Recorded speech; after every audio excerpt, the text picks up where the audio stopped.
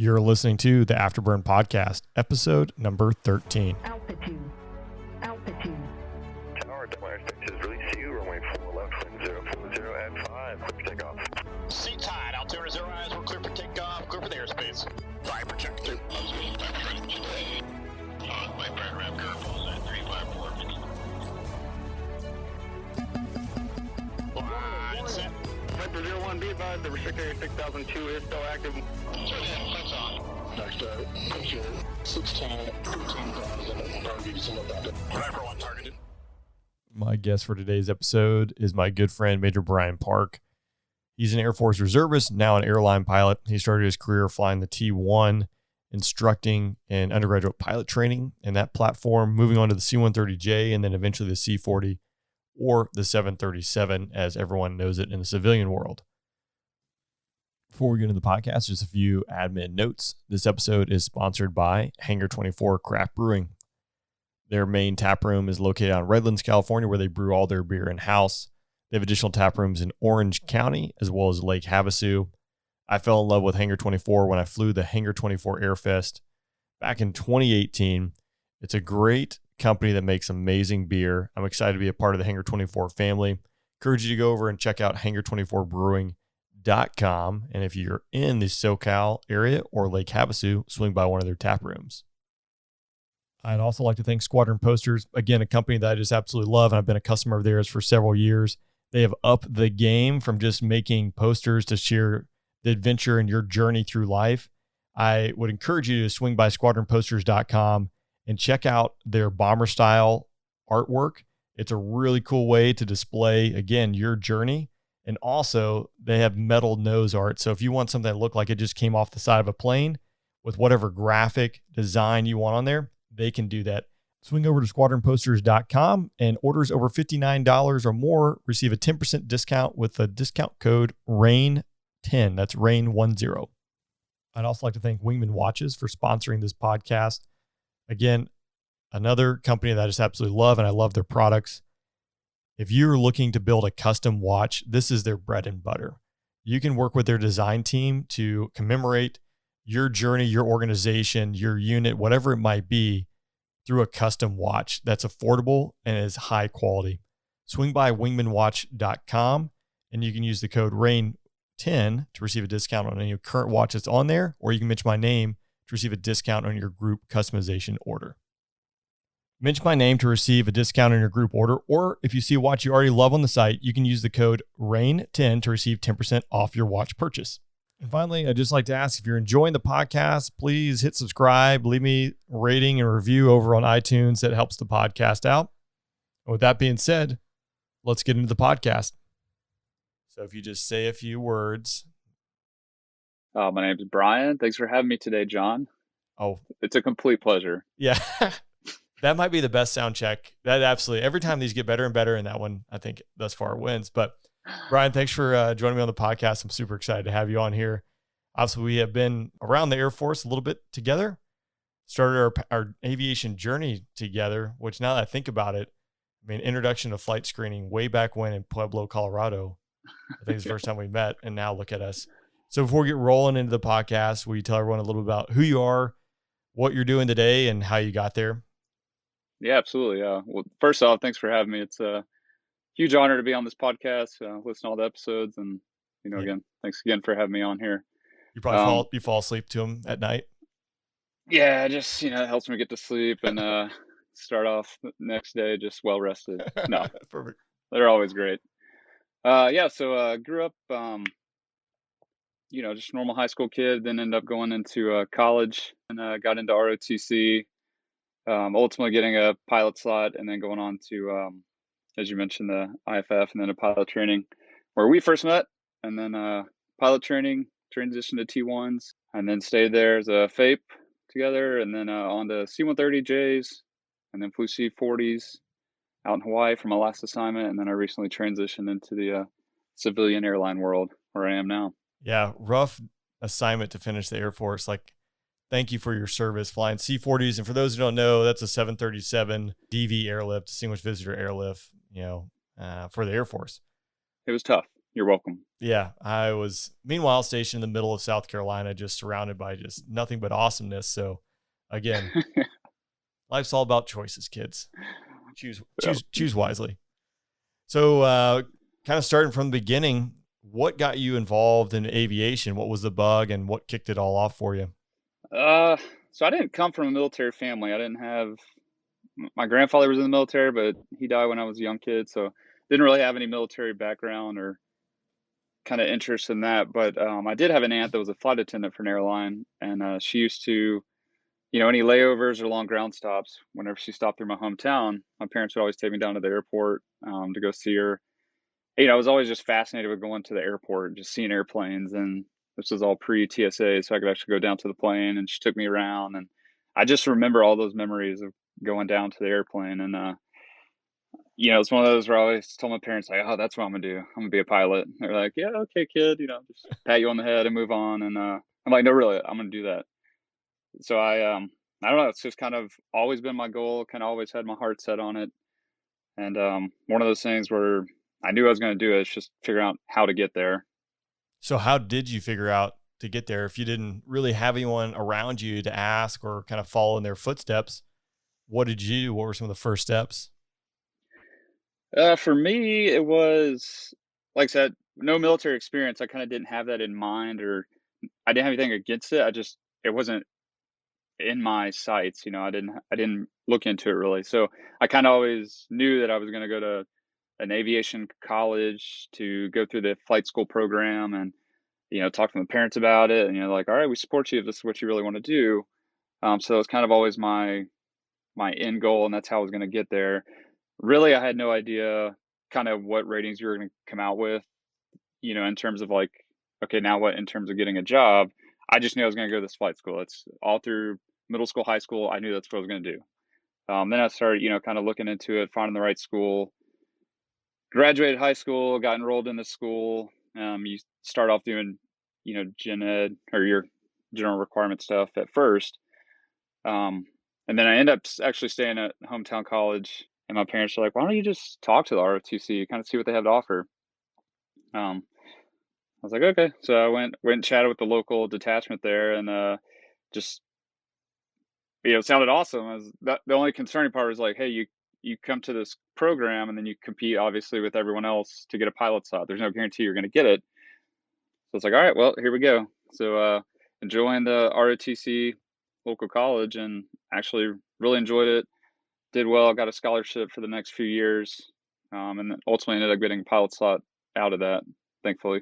Yeah. So it sounds like kind of more or less pure happenstance that you stumbled into ROTC or decided to go that route other than pursuing just the civilian route of getting all your ratings and certificates through college and paying your way through. Was money a factor, or was it just, hey, you know what, maybe that's like the best of both worlds?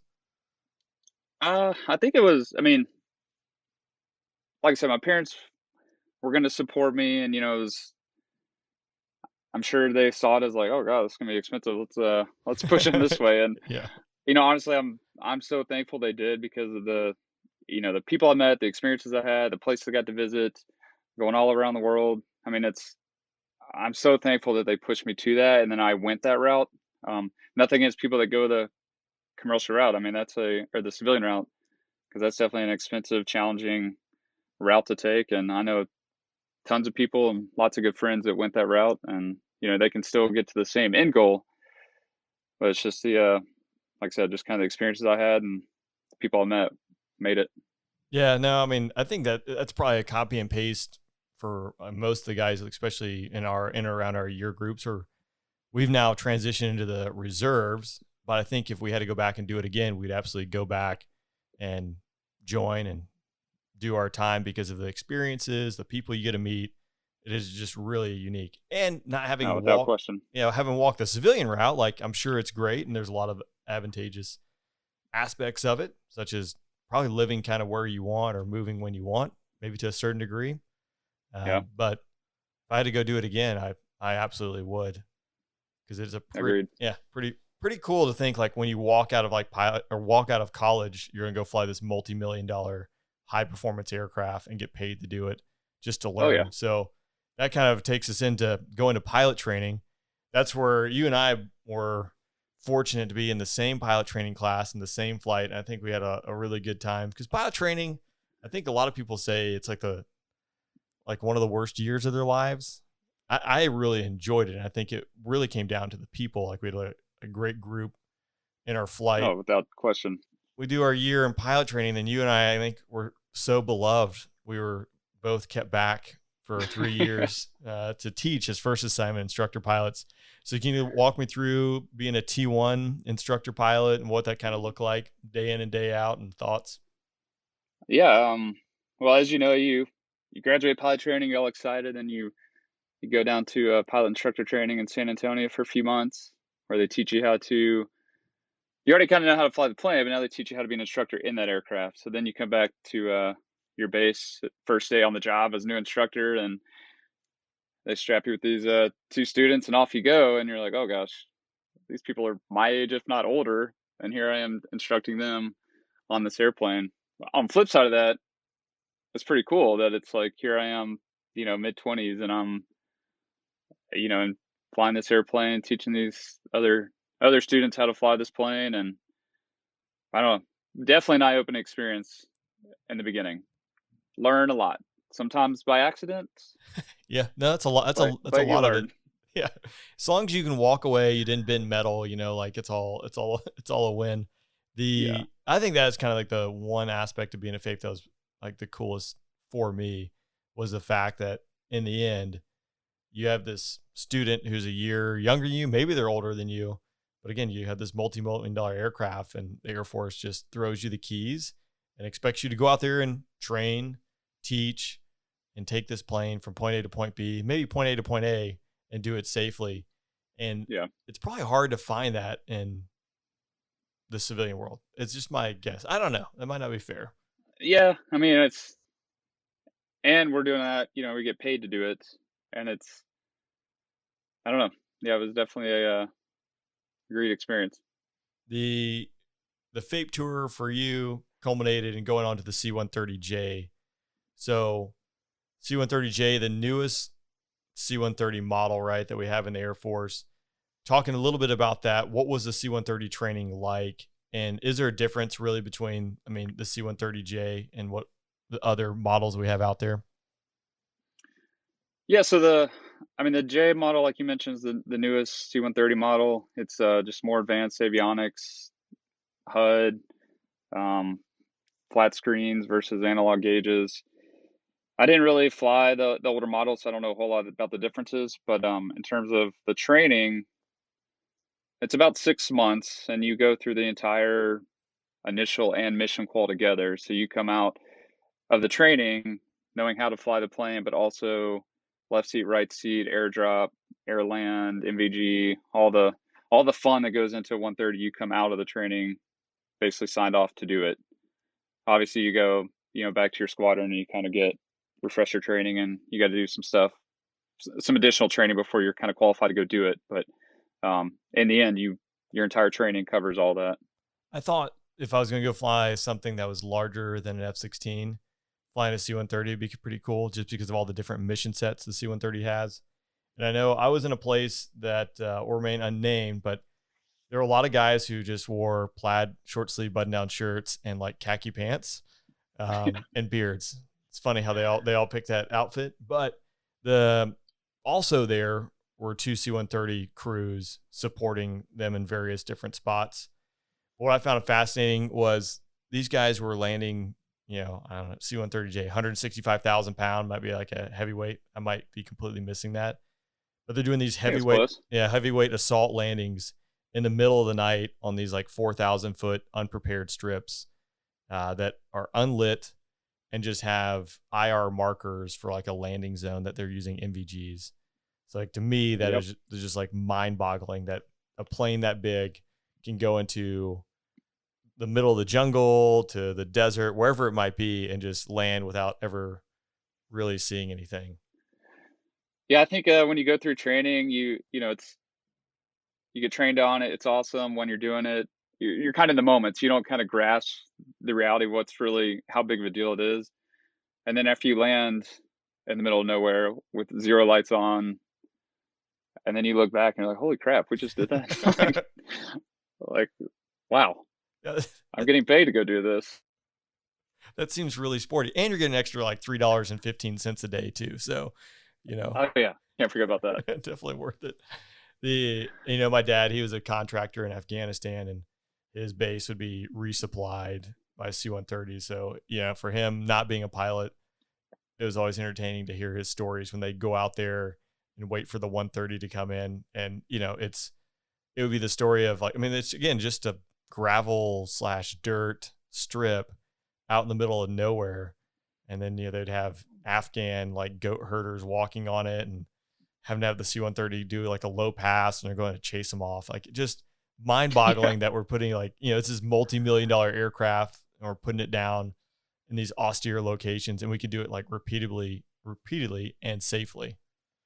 Oh yeah, that's probably some of the most fun experiences I can remember flying the 130 were, flights like that, landing on these blacked out runways or dirt strips, and having to tell people even in the back of the plane, hey, make sure all your phones are off, computers are closed, all that. We can't have any lights, no lights on the plane.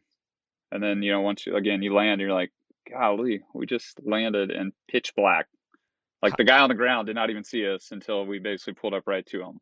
How does that, what does it take? How does that happen?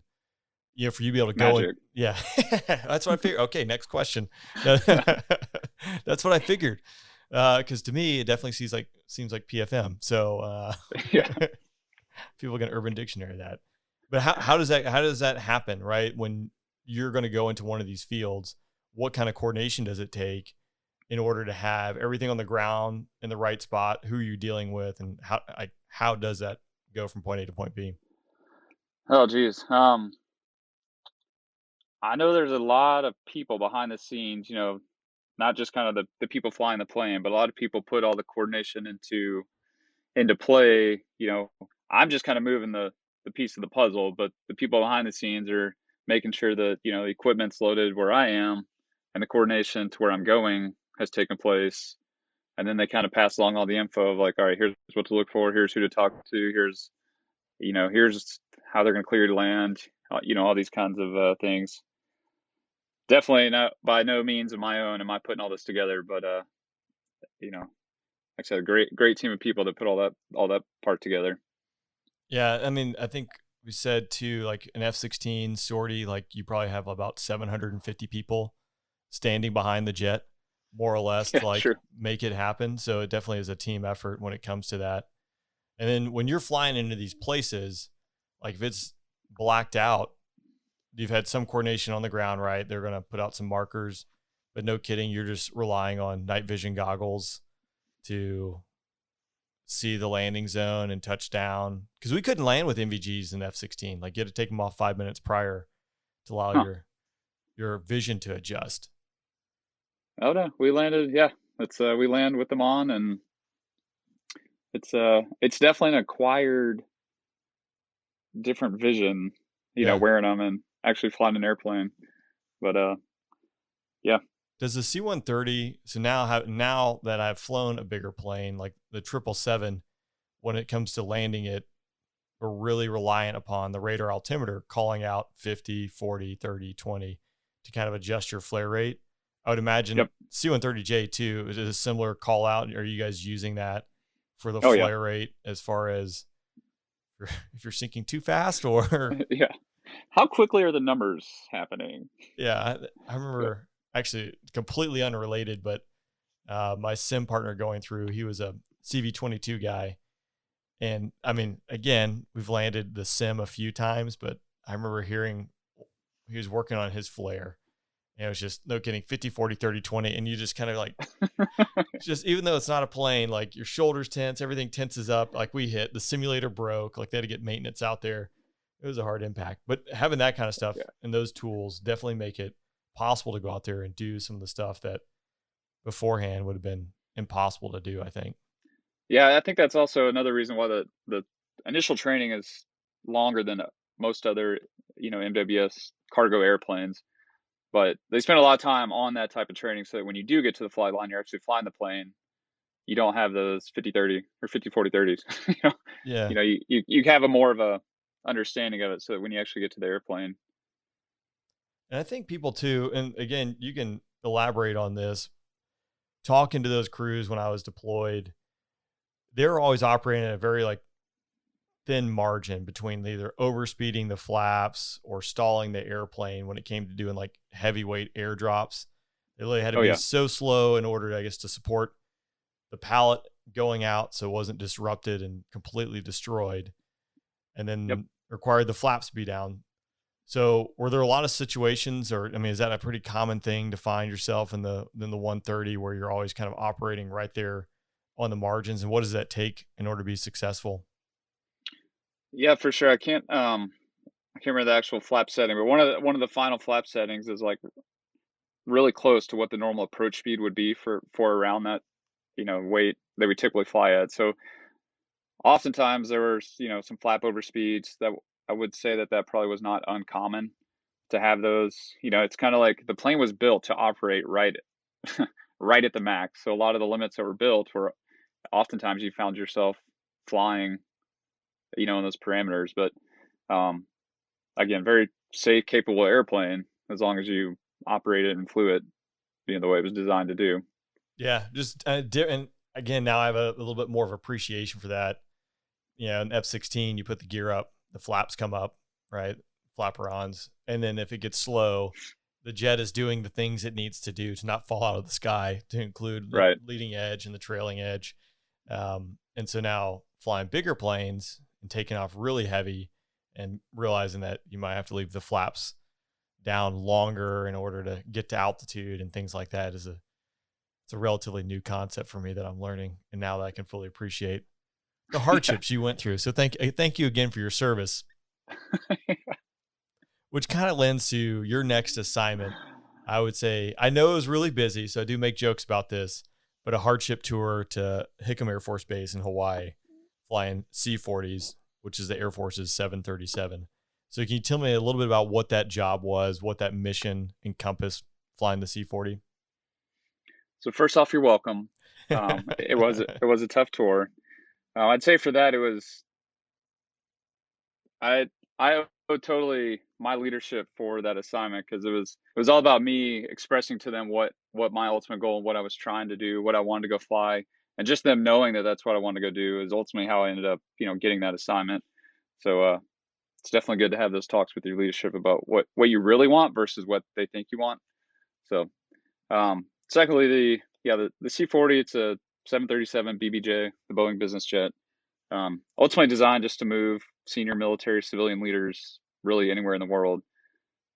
Designed to kind of have the comfort as well as the communication piece, so that they essentially it's like a day in the office for them, that they're fully connected to the world like they would be, on the ground, and still be able to go from point A to point B and do whatever worldwide diplomatic mission they need to do. With that, how many countries, do you know how many countries you traveled to while it was a 3-year assignment that you did, right? I do. Yeah, 3 years, and I definitely have to count, but we went to a lot.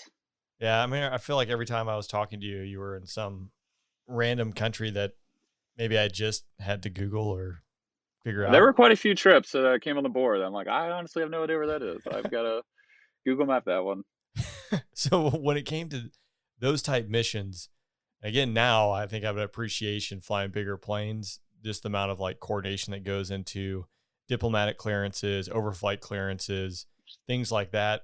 How much of that planning did you have to do, or did you coordinate with, or how did you coordinate with to make sure that you could go from Hawaii to wherever you needed to go and do the right things at Oh the yeah. right times?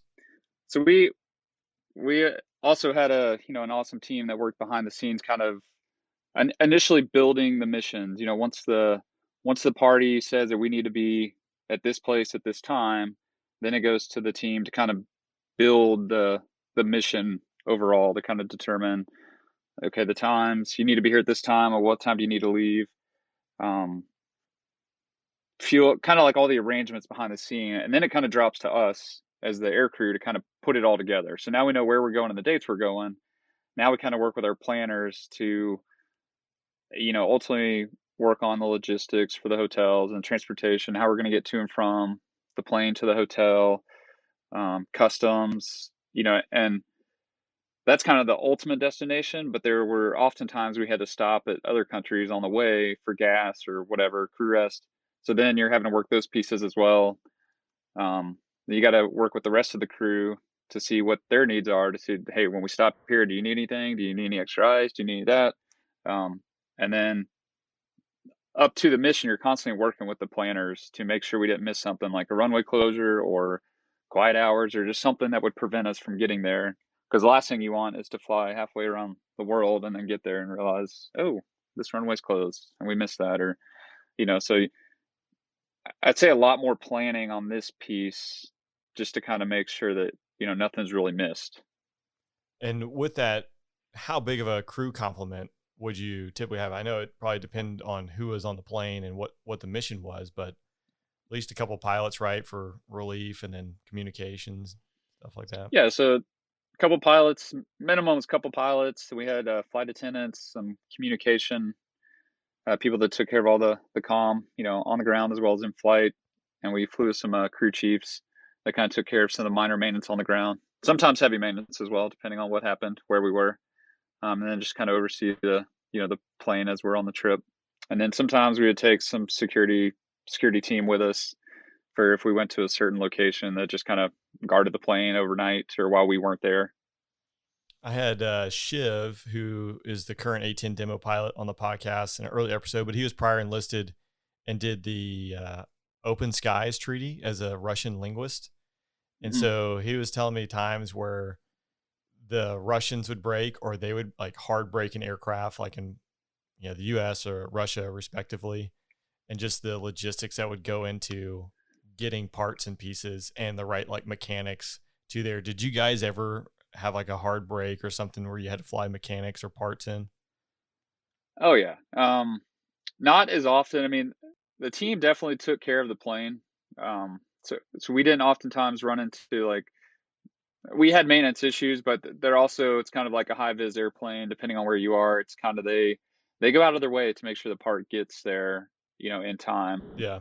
Sometimes we might be stateside at a base that plane may also be stationed there, or it may be a lot easier to get a part. But the crew chiefs, tons of respect for them for the amount of work they do, especially when we're on the ground and they break. And, crew rest rules are totally different for maintainers and pilots. Yep. And Yep. I had several trips where it's just, all right, y'all are staying out here at the plane. Let me know if you need anything or keep me updated. Yeah. Yeah. Bye. The maintainers, I mean, that's what makes our Air Force the best in the world. And I definitely saw that on demo. It's like the worst feeling in the world. You break something and either you have other things you have to go get done, right, to make the mission happen. Yeah.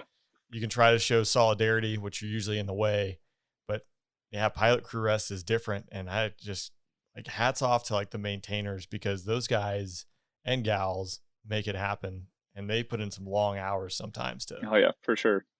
For you to go out there and break the plane again. Like, it's the worst feeling in the world. Like, my bad. I actually had one. It was right in the beginning of demo. Like I hard broke 3 jets in a row, weekend after weekend, right? And you're just leaving them across the country, and it just becomes this huge logistics nightmare for them. And I landed at the 4th show, and I was like, the jet's good. This is amazing. Yeah. And I hop out, and they're like, nope. Like a panel had delaminated and dug into the side of the fuselage. Like you're just like, I'm sorry, guys. And I've never that was one where there was like 80 screws, Phillips head screws that were epoxied. And they had to carve out the Phillips head with a razor blade, like 80 of these screws. And you're just like, well, I feel kind of terrible right now, but way to build that friendship. Yeah. Yeah. Just enhancing relations. No big deal. But no, those guys definitely, again, guys and gals definitely make it happen, which is pretty awesome to have them on our side. Were they contract maintenance or Air Force? Nope, they were, enlisted Air Force maintenance. None of the entire crew was all Air Force individuals, no contract. We had contract maintenance that took care of it kind of on the ground when it was back home. Yeah. But in flight, it was a 100% Air Force crew. And we talked a lot about the maintainers, but the flight attendants and the comp technicians as well. I mean, we all had to work together all the time to make sure the entire mission of getting, individuals from A to B Yep. to, happen flawlessly was the ultimate goal. That platform, you guys were just a modge of different backgrounds, right? Because you're a C-130 guy, but there are pilots that are coming from other communities such as the C-5, C-17. Some might stay in it depending on the career path, and others might go back to their respective airframe. Is that how the entire crew force was built? Yeah, so pretty much everyone on that airplane, every crew position was on a previous platform at some point. Especially, the pilots, various aircraft experience. Like I said, I was a T-1 FAPE, then 130s, and then the C-40. And you may have someone else that flew C-17s for their entire time, or just various experiences and backgrounds, which made it awesome because you could everyone kind of brought something to the table in terms of what experiences they've had before and what they've learned, where they've been.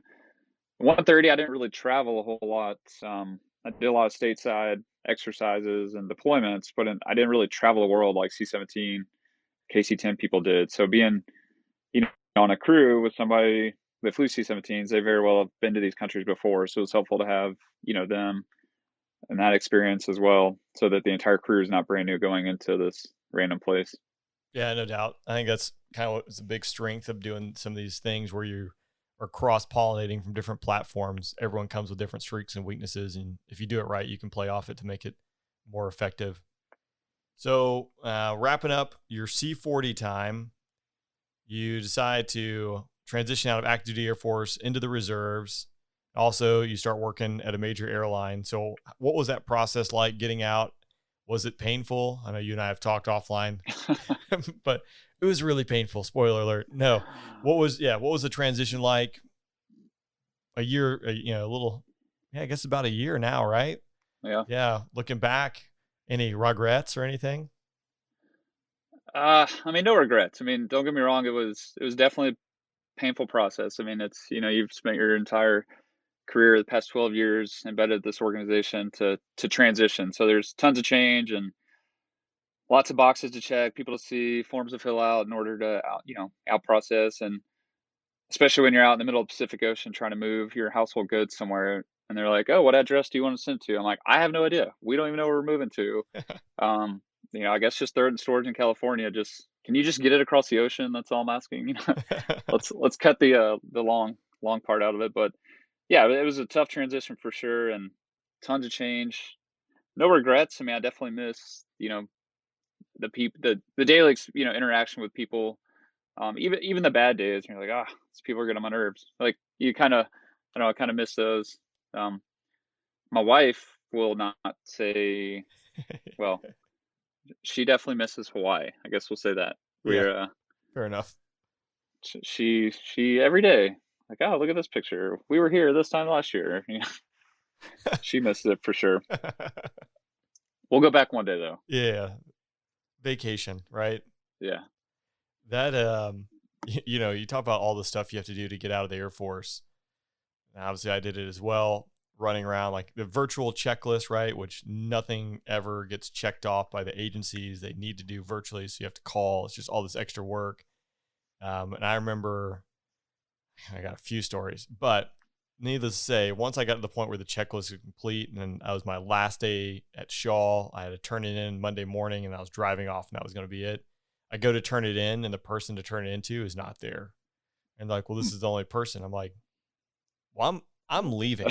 So like, can I just hand it to you? And I'll still be in the local area for a few more hours. So if there's something they need, I'll come back, but I think it's good to go. So I turn it in and that was it.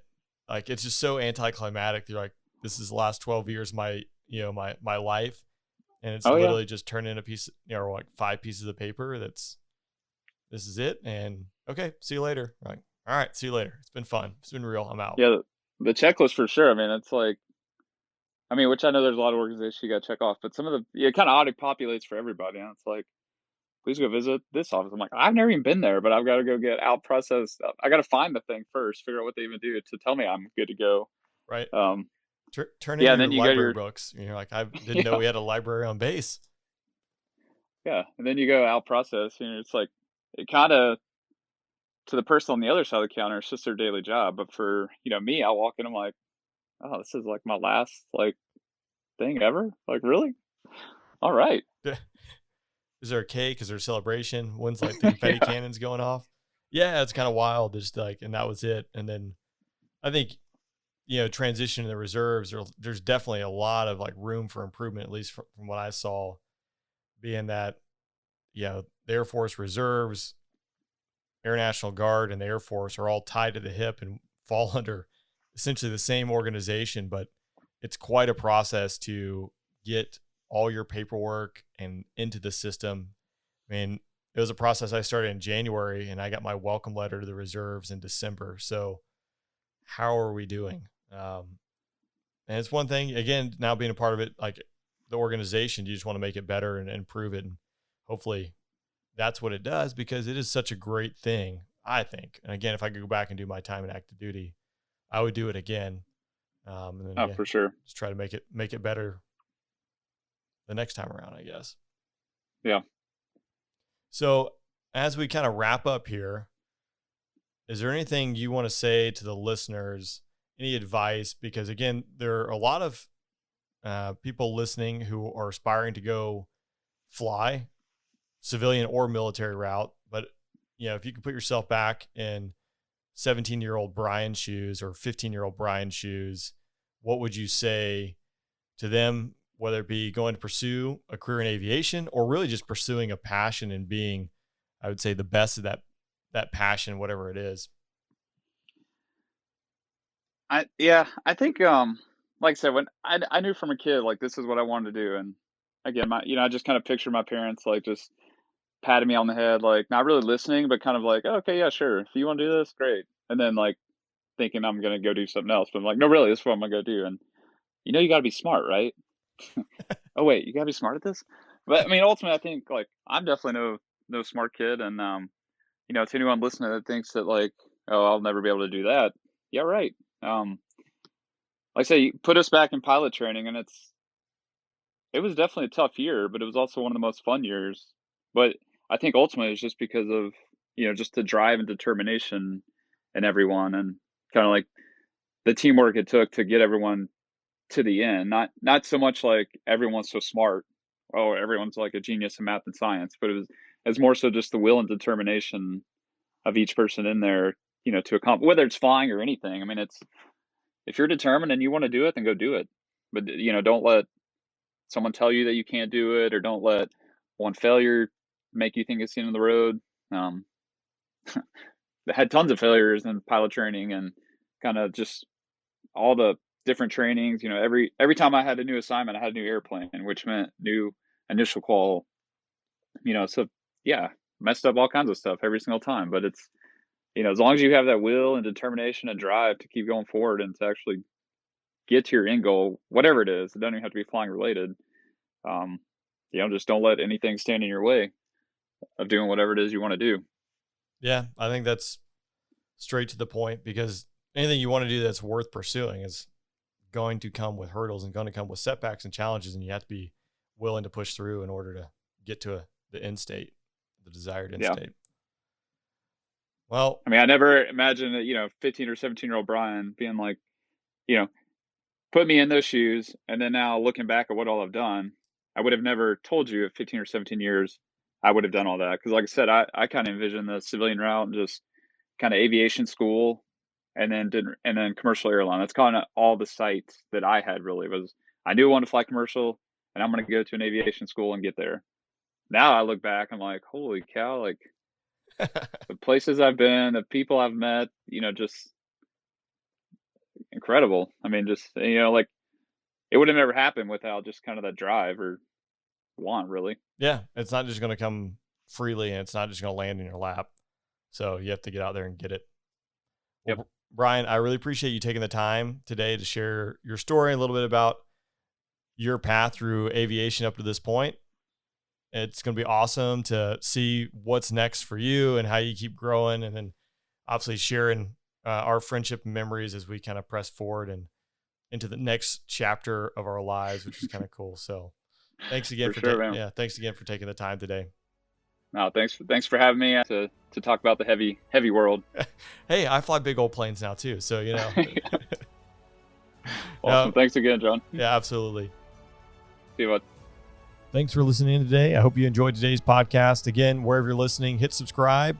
And if you can, leave me a rating and review over on iTunes. That definitely helps out. Until next time, don't bring it weak.